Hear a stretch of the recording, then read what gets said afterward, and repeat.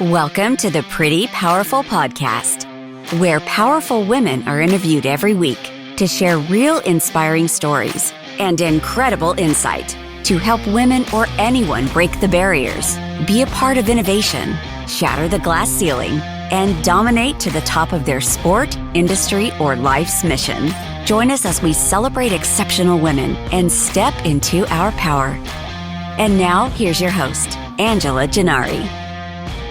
Hello, and welcome to the Pretty Powerful Podcast. My name is Angela Gennari, and today I am here with Carrie Pierce. Welcome to the show, Carrie.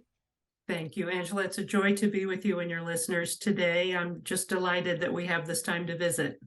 Thank you so much. So Carrie has such an interesting career path because she's different than what we normally interview. So me being in the security industry, I talk to a lot of people who are FBI or GBI or CIA or something along those lines. Or we talk to business coaches and they give us all kinds of great advice. But Carrie is coming from a very different place. She has worked and spent her career in the film, television, print, and radio industry. She's also a published author. So I think she's going to give us this great creative and just a completely different skill set than what we've ever had before. So I'm really excited to introduce her. So Carrie has served in Hollywood, Las Vegas, Seattle, and throughout Texas, providing key and special effects makeup artistry on numerous film and television productions. Her keen eye for detail has been sought after to assist with set decoration and continuity during film productions. In addition, she has extensive background in both in front of the camera and behind it while modeling and providing makeup for hundreds of print ads. She's also served as an extra on numerous TV productions. Carrie's expertise carries over to radio, where she successfully co-hosted several internationally syndicated radio shows and blogcasts. In addition, she has provided voicing for educational videos and audiobooks. When not serving in film or radio, Carrie has built a solid international reputation as a published writer, having been published many times over the past 20 plus years, and her latest children's book is receiving critical acclaim. After serving 30 years in media and publishing, Carrie provides our Morgan Pierce media and publishing clients with the unique and vital expertise, understanding the psychology of marketing and the importance of careful contract negotiations. Yes, Carrie, just a side note, I think everybody should learn to negotiate. It's one of the best skill sets we can have, and women are really, really good at it, and they don't know it. That is true. That is very true. It's an art and a science combined. Yes, it really is. So anyway, so I want to dive right into this because you have just such great skills, and I'm dying to know, have you always been creative? Have you always been drawn to that TV, film, radio kind of industry? You know, looking back, since I'm getting old now, so I'm looking back over my life, and to be honest with you, yes, it was always a very quite a calling at an early age. I remember being very frustrated because I didn't have the skills. Even when I wanted to be a writer, I still had to learn how to read. So even way back in first grade, I had these tendencies, and I did have the blessing of growing up in an artistic family. My uncle was a French horn player for Elvis and Sinatra, and he did movie scores. And my mother was a jazz singer with quite an illustrious career. And my father was creative in his own right. And I came from a musical family. My grandfather was a award-winning band director. So I grew up exposed to a lot of quality music, and my parents cared about what I read. So I was given good books, classics to read and kind of cut my teeth on. My leaning toward the film industry, though, I think was my own thing. Really? Film fascinated me, and I find your background in securities to be very interesting because as I was going through doing the special effects, I seriously looked at the program through the CIA of doing their spy makeup. I really had a calling to do that, and I wanted very much to enter that program. But the more that I started researching it, the more I realized what was really on the line. You know, people's lives were on the line. And I also read in the course of understanding that part of the program, Yeah. that the makeup artists were really had big targets on their back, Oh because they yeah. knew who the spies actually were, and they knew whose special effects and disguises went to which person. And so I thought, I do love makeup and all of that, but I'm not really sure I want to die for it. So Yeah, yeah. that kind of backed me out of that. But it was an astounding possibility to think about, Yeah. that makeup could be taken to that level and lives would depend on it. So I don't know if I've really answered your question or not, but my mom had a big exposure to radio, and that's where my love of radio came in. But the film thing was something that I gravitated to.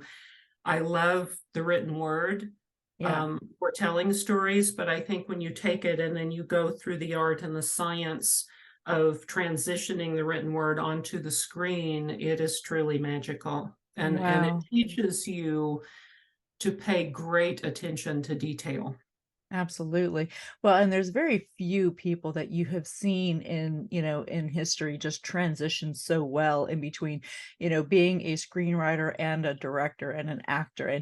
And you seem to have seamlessly tied all of it together, including writing, so there's writing, there's makeup. I mean, you understand all sides of it, which I think is so important to really being able to have a great product. Well, thank you for that. I would like to say it was all by careful design, but I think a lot of it was happy accident, or I say happy accident, but I think it was actually God's guidance. Yeah.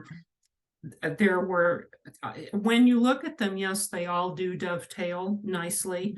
I think the underlying core that ties them all together is, again, the skill of paying attention to detail.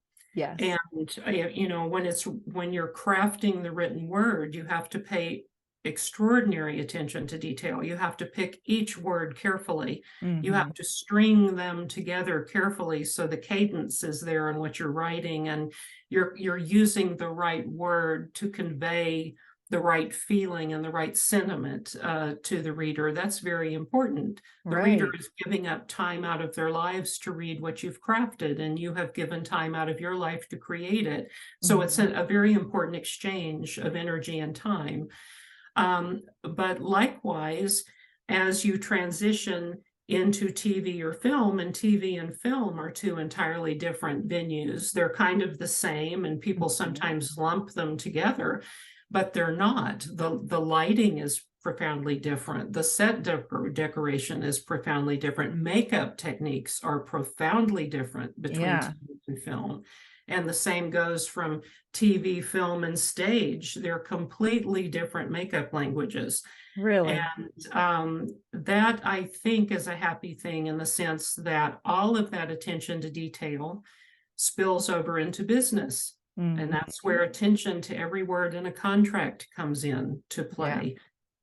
Attention to how you negotiate, the words that you use in a business negotiation. It's important. It matters, and it is a skill, like you said earlier. So I don't know if that makes any sense or not. There has been a lovely continuity throughout my career, but there Yeah. have been times where I have spent a great deal of time wondering, what the heck is this all about, and where do I go Yeah. next? Which I Well, think everybody does. I think, what's really interesting to me is I think with your basis in makeup, right, and design, and then you have this talent for writing. I imagine when you're writing, you can already see the character develop in your head, right? You know exactly what they look like. You know what their eyeshadow looks like. You know what their cheekbone structure is. And I imagine that you're filling that out and providing great detail in everything because you're so artistic, and visual. So I imagine that in your writing that must come through. Well, thank you. I have been blessed to have very good teachers in my past that taught me the Mhm. skill of writing, and the passion Mhm. in writing. But it is interesting to me, and I did notice in this last children's book that I just completed a few months ago, The Tale of Tommy Tomlinson's Tennis Shoes, Uh-huh. I had never really noticed before But you are right. It very much had a part to play as I was writing the scenes and writing the interaction between the characters. It was playing out in my mind as a film. Yeah. And I do think that is something that sets us apart at Morgan Pierce Media and Publishing, because Sandra has a great business acumen as well. She is also a writer. Between the two of us, we have about 60 years of writing experience. She's done interviews and radio and publishing for a very long time too. But when we combine our skills and the fact that in our partnership there is that background of film and how to set a scene and camera angles, and I think that sets us apart in terms of what we're able to actually do for our authors when we edit their books and we get their product ready for publishing. I think we're able to cast an eye on their finished product in a way that some other publishing houses aren't able to do. And I think that is exciting. It's exciting for us to be able to offer that. Well, I think you can add so much value in being able to develop the characters fully and, give them an expression where you can almost feel them sitting next to you and being part of the environment, or you can see yourself in their environment. So I think that's really important in writing and publishing. Well, thank you for that. I appreciate that. So what led you down the path of wanting to do publishing after so much in, makeup and design and set creation, and you had all of this? What led you down the path of wanting to go into publishing? Well, I've always loved language, and I've always loved writing. And I think in the course of my career, especially as I was doing film and makeup and doing my aesthetics training, I became an esthetician along the way as well, so I could touch people and deal with skin. As I received that training, that led me to about 10 years where it became very apparent to me that men and women in midlife were really needing reliable health and beauty information as they moved through the decline in hormones, the menopause and the andropause process. That information really wasn't out there to help them. So for about 10 years, I started writing health and beauty articles, and they were very well received, and I wrote thousands and thousands of them. But so that put me out there in the world of writing and publishing and gaining exposure. Yeah. But as I started writing children's books and other books, I think, as so often happens, you are led to bad experiences so that you can learn important lessons. And I was greatly taken advantage of in some instances in my younger writing career by bad editors that totally stripped the personalities out of all of my characters and ruined my manuscripts. And it took me years to get them back. And also Sandra, in her early publishing part of her career, had some also unfortunate experiences. So as we worked together, and I wrote for her magazine for quite some time, we developed a lovely friendship. And then we began sharing our frustrations about how people are taken advantage of in the world of publishing and how painful it is. You go through all of the horrible rejection letters that have no personality in them. They dash your dreams, they dash your soul. You don't write for 2 or 3 weeks after you get them because they've just ruined your passion and crushed your spirit. So we shared those experiences together, and then we also started sharing how we had been taken advantage of. And through the course of those conversations and our friendship, we realized we wanted to create a publishing house where that didn't happen to people. Yeah. So that's really a very wordy way to answer that question. We take our clients very seriously. When people submit a manuscript to us, we spend a lot of time reading it.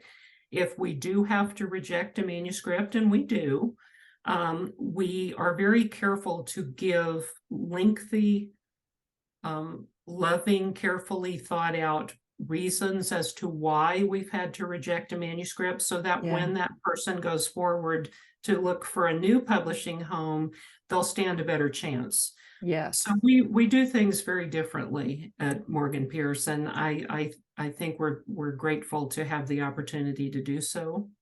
Absolutely. Absolutely. Well, good for you for taking a different approach, because I think that's really important to, not crush someone's spirit. Everybody starts from somewhere, right? And so Yeah. it's hard to be rejected. It's the easiest thing to do is just walk away and give up and say, okay, I can't do this anymore. There's only so much I can take. But at the same time, if you just get that gentle, like, hey, this is, you're halfway there, but maybe try developing this a little bit more. Maybe try adding this, into the conversation.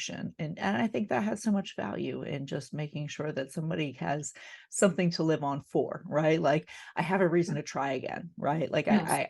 I can see the light at the end of the tunnel.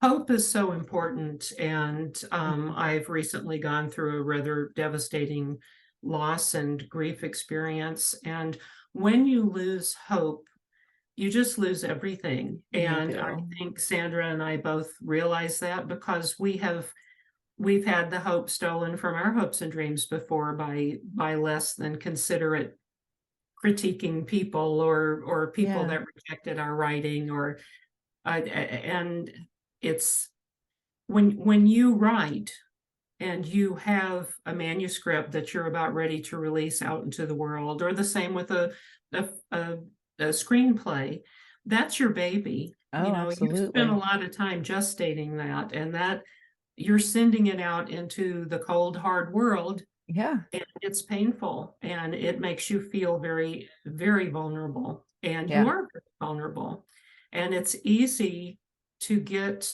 totally squashed to bits if you're not careful, or if you don't fall in with the right understanding hearts and minds. Right, right. And if you try to do something different and unique and creative, you're taking a huge risk, but that risk may not be received well. I mean, look at J.K. Yeah. Rowling's. How many times did she get rejected by publishers?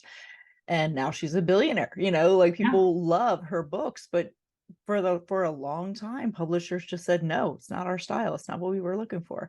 Mhm. But what they didn't know is what a huge hit this would be. And so her risk was worth it. But yeah, so it's nice to see outside of the box thinking, and how somebody could Mhm. hopefully, take a risk that it would pay off, but also get positive feedback. Well, art is by its very core purpose, art is risk.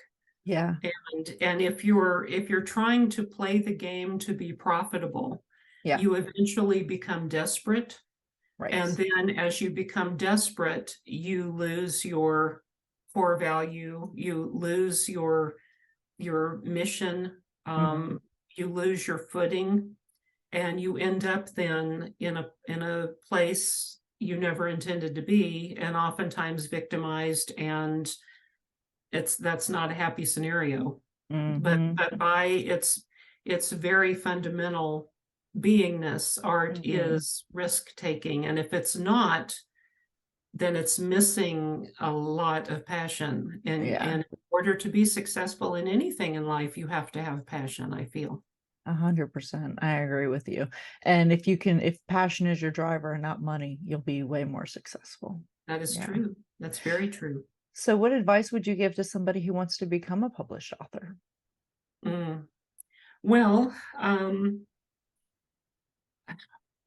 this is tricky, because when you're young and the world is fresh, our Mhm. tendency is to be stream of consciousness and in the Yeah. flow and all of those things. And I started out that way. Uh-huh. When you are a writer, though, and you're approaching it from that way, that mindset, you then become victimized by your muse. You can't create anything worthwhile unless your muse decides to visit you. Mm. And that means then you end up writing one good thing a year, or you become a drug addict or an alcoholic because your muse isn't visiting, or you're Yeah. trying to entice your muse to visit, and you have to get out of your consciousness for that to happen. So it's difficult to understand that stream of consciousness is great, especially for a first draft. You have to get out of your way and get that first draft out on paper. Yeah. Don't Yeah. judge it, just let it come and flow. And then you start the crafting and the honing and the scientific process of editing and tightening and refining. But you have to get out of your way long enough to let that first draft come without judgment. Yeah. However, with that said, until you start treating your talent like a business, which sounds totally the antithesis to what you just said. Yeah, what I just said. You have to treat it like a business, which means you have to own your talent. You have to exercise your talent. You have to grow your talent. You have to take steps like you would a business to understand the rules and the skills and the how things are supposed to work, so you can break them by choice when you need to. But you have to treat it like a business, which means you show up, you're disciplined, you write, you connect, you do all of those things for so many hours a day. And yes, the stream of consciousness needs to be there, but you have to control it. Yeah. And that muse works for you. You don't work for the muse, which means you tell the muse, okay, you need to show up now. It's time to start going to work. Right. And until you get to that point, it's very frustrating and it's very difficult. And you might as well just bash your head up against a wall for 5 hours a day, because that's how you're going to end up feeling anyway. So I don't know if that really answers the question or not. However, after you have done all of that and you have a manuscript in place that you believe to be the very best that you can possibly create, you have done every single thing that you can do. You've picked every word carefully. You know it's the right one. You've edited it as tightly as you know how. And then you feel you have expressed to your fullest ability your message. Then you need to very carefully do your research, due diligence, and pick publishers to start submitting. And if there are guidelines that those publishers give you to submit your manuscript, you need to make sure you follow every single one of them. Yeah. Because a lot of manuscripts get tossed into the can without even getting read. Because they put little barriers up, little loopholes you have to jump through to test your. It's like in the modeling world. No matter how skinny you are, you go in for a cattle call and they tell you come back when you've lost 7 pounds. They're testing your resolve. They're testing your willingness. How hungry are you to actually do this? And that's why anorexia runs so rampant in the modeling world, because you're never skinny enough. They're always telling you to go home and lose 5 pounds because they're testing your resolve. And there are some publishing houses that do put little speed bumps in the way to see if you follow rules, if you pay attention to detail. There are little tests along the way. So do pay attention to detail. But we should pay attention to detail in every single aspect of our lives and careers, no matter what we do. I agree. The devil is in the details, but also so are the miracles, and the blessings, and the magic is also in the details. It really is. I always say success is in the details, because anyone can get the bigger picture right. That's not that hard, right? Like you can see the big, wide, open field and you're like, okay, I can make it there. But once that target becomes smaller and smaller and smaller, then now we're talking about expertise. So absolutely. Very well said. So when you are looking at manuscripts, what can you give me like 3 things that you look for in a manuscript to say, yes, this is worth taking to the next level, or meh, I think they have some work to do? Well, of course, you want to look for structure and flow. The quality of the writing has to be there. There's only so much that as editors we can do. Right. But what I think we really look for is heart. And we look carefully to see, and this comes when we select a manuscript that we are interested in, then we set up meetings with the author, because it's a relationship and it's a long-term relationship, and it has to work. It has to work for us and it has to work for the author, because we're taking their baby. And we are getting their baby to launch out into the world. As I said earlier, and it's painful for them, and it makes them feel vulnerable. And there are certain things that we have to do to make that baby ready for the world. And it's a process, and it's about a year-long relationship. So we look for heart in our writers, and that their writing conveys and expresses their heart. And we look again for integrity, and especially writing integrity. Right. There are people out there that write stories to pat themselves on the back, or because they want their ego stroked. Look at me, I'm so wonderful. The world doesn't need those. Yeah. And Well, I think we're smarter than they give us credit for. We see through it.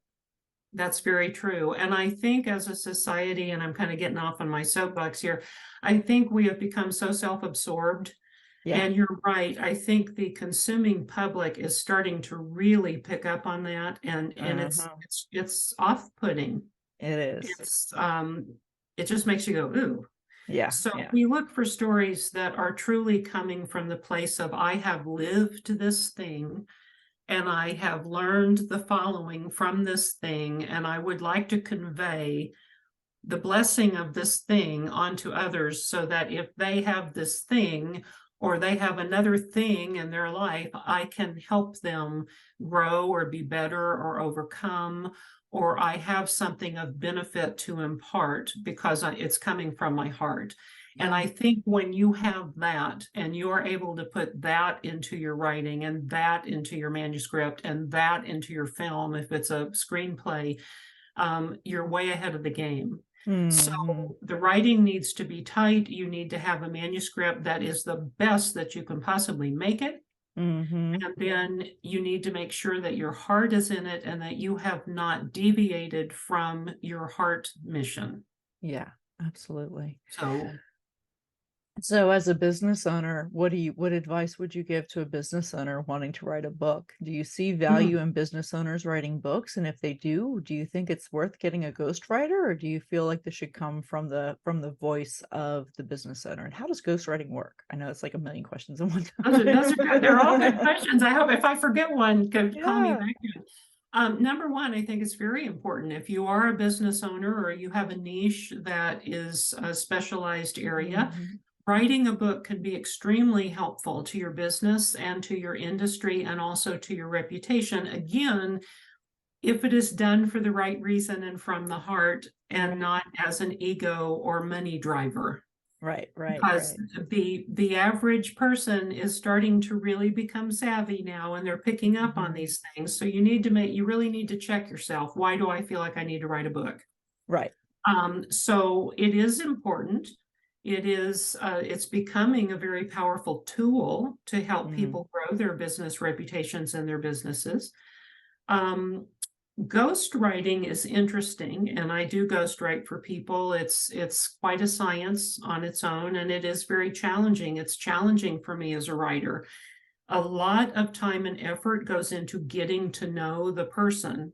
Okay. Because the thing about ghostwriting is, I can sit alone in my office for 3 months and write your book, but I have to sound like you, and I have to be in your head, and I have to be in your personality. Yeah. Because your name goes on the cover, and that is your book. It is not mine. Right. And when you pay a good ghostwriter their fee, you are actually a part of their ghostwriting fee is to keep their mouth shut. So if you have a good ghostwriter, your ghostwriter is never going to come back, no matter how big your book becomes, and say, I wrote that. I know. Yeah. Ghostwriters should never, ever reveal the projects that they have ghostwritten. That's just bad business if you do. But ghostwriting works.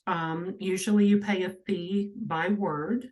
And you decide at the time the mission, the core structure of the book, who the audience actually is, what the end result is to be, and the pacing and the feel of the book that you would like your book to have. And then we determine the number of words. And so you will pay a fee.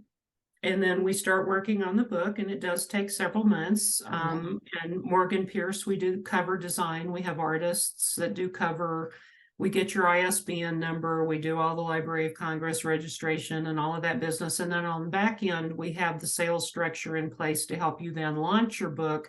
And I think a lot of people don't realize, they think the hard part is in the writing of the book. That is a hard part. It is a giving thing. But then on the back end, you better put in even more work, marketing, or nobody's going to find you and nobody's going to care. Yeah, exactly. Yeah, so it's a big long thing, and it takes like a year to a year and a half. So we have been very careful about making sure all of those team members are in place. But in answer to your question, and I think I've touched on them all. I think maybe I've missed one. Yeah, no, you did. Because it was really just, as a business owner, do you feel like it's an important part of, promoting someone's business? And I think one of the things that come to mind when I think of a business owner publishing a book is because outside of our business, we have to have our own brand, because we want that brand to live, we want our business to be able to live on without us, or else we haven't done a very good job of running our company, right? So if I am my company, I have not done a very good job of running that company to be able to grow on beyond me, because I'm limited. I'm one human being. I'm very limited as to my time on this earth, my time in a day, and so my business cannot revolve around me. My business has to be its business. And then I then have to have my own brand as well, because if somebody comes in and scoops up my business or something happens, like, I need to have that brand as well. So I think both brands need to be independent, the business owner and the business.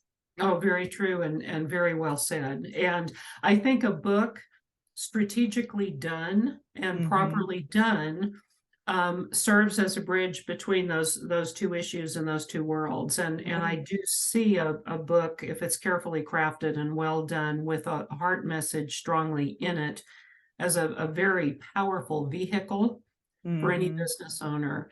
And there are some businesses that on the surface tend to lend themselves in a more flashy way to a book. But I think in today's world, from all the things that we've been through, pretty much every industry and every person now has a heart message that the world needs to hear, quite frankly, is how I feel about it. Yeah, I agree. We have some strong stances in my company, and it's come across my mind like, maybe I should put this out there to the world. But then I feel like, well, then it's my unique identifier. But is it really? Like, I don't own an idea, right? And so it's an idea. But yeah, so we have a culture that is that's really good at my company in terms of how we, what we believe in. And I think that culture could be beneficial for other industries as well. So tell me a little bit more about when you got into writing and makeup design. I mean, you've had such a great plethora of experiences within one particular industry. And so what do you feel like you go back to most? Like, where do you feel most at home when you're doing it? Is it makeup? Is it design? Is it writing? Like, where do you feel like this is what I was put on the earth to do? Well, it used to be very much makeup for me, because I enjoyed film, but then there was a while after I moved to Hollywood. Hollywood puts into perspective what really matters quickly. Okay.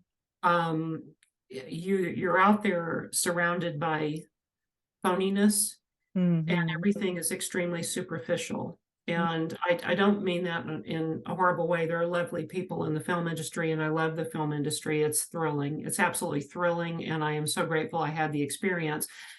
But Hollywood, a lot of people call it Hollyweird for a reason.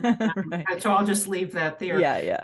But as I was working on film, what I noticed was I was being called more and more to do very violent, graphic, horrible special effects that had no purpose in the film. They were gratuitous violence, and it was like peeling women's skin off and just doing these horrible effects that really deeply disturbed me. after a while, I finally realized, I think I need to get out of here because I got to where nothing ever fazed me. I was doing bullet Mm, holes and slit throats and eviscerating people and their guts were hanging out, and nothing fazed me anymore. yeah. And so I got out of film and I went back to Texas and I got more heavily into the skincare component of things. Mm-hmm. And in the course of doing that, that's when I started looking at the CIA makeup and all of that. Yeah, But I yeah. realized then what my real calling was in makeup was to work with burn and scar patients. And Oh, so I did wow. that for a long time. I took what I knew in the world of special effects and I turned it. And instead of making scars, I was teaching people how to cover them up or how Wow. to work on healing the tissue and doing those kind of things. And for quite some time, that was my ministry. I lived and breathed that. And then after the decade of writing all of the articles and the health and beauty articles, I kind of burned out on that a little bit, and I became um, I just started feeling like I was supposed to write more, and I was supposed to share verbally more. Yeah. And so the radio thing was really precious. My mom and I had a syndicated jazz show from her drawing upon her years as a jazz singer. And that Mm-hmm. was a lot of fun. We did that for quite some time, and it was a precious thing, and it was well received. And I love radio. Yeah. Uh, there's something about radio shows and Mm-hmm. radio theater that I think is very precious because there's the element of coming together. Right. And back in the 40s and during the wartime, people came together in their homes and they sat in front of these radios and they Yep. received news of the war and they received news of the world and they received precious little shows to distract Yeah. them. And they were forced to use their imagination. And Yes. that was priceless. That's gold. Yes. And we got away from that, and now everybody's plugged into screens, and we don't look out the window anymore, and we don't talk Yeah. to each other anymore, and I it's deeply disturbing to me. So I know this is a very convoluted, wordy way of answering your question, but to be honest with you, I feel like now my true mission and where my heart truly is bringing back through the use of the written word a a a, a family dynamic, if you will, Uh-huh. where we come together and like we used to do at the dawn of time, we would sit in front of a campfire and we would Yeah. pass down our generational stories through Yes. storytelling. And I feel like we must turn back to that. We must turn off the TV, we must unplug, and we must sit together and read aloud. Mm-hmm. I write, my children's books are written not just for children, they're written for the adults that have to read them aloud too. I write for the children, but I write for the parents and the grandparents too. Yeah. And that is something that I feel is my mission now, is to get families to come together and share the written word in an unplugged scenario where they have to read the old-fashioned way from a book. Right. Right. And I just love that. And I've actually gotten in the last few months some tremendously heartwarming emails and letters from people that they're doing it. That's And beautiful. it's making a difference in their family dynamic. And I'm not saying that's me. Yes. I just think it's time that somebody out there, and preferably a whole lot of us, stand up and say, this hasn't Mm-hmm. been working too well for society. Let's go back a little bit and introduce more humanity Mm-hmm. Yeah. and more sharing on a human level. I think that's so important now. Yeah. Well, one of my favorite things in my life that I've ever done is read to my son every single night before he went to bed. I loved that time. And even though I would get sick of the books, because we'd read one of the three same books over and over and over, because that's what he insisted on. I cherish those times because it was just so nice. It's just peaceful. It's you and him and just time. It's But you know time. what? He enjoyed those times too. Oh, And yeah. you planted seeds there that will last a lifetime. You cherish those memories, and he also has those memories. And Right. as he moves through his life, those memories will continue to be there. And then as he goes on to have his own family, he will implement those happy memories. They will come Absolutely. back, and it's a generational blessing that Yeah. carries down the line. And I really feel, from all that we've been through in the last few years, it is imperative that we start connecting on a heart level, one on Yes. one, and with our families, and we start turning some of these machines off. And I hate to say that, since we're having this On interview a through Zoom. our computers. I mean, they serve a purpose. I know that. I Uh-huh. would be lost without mine.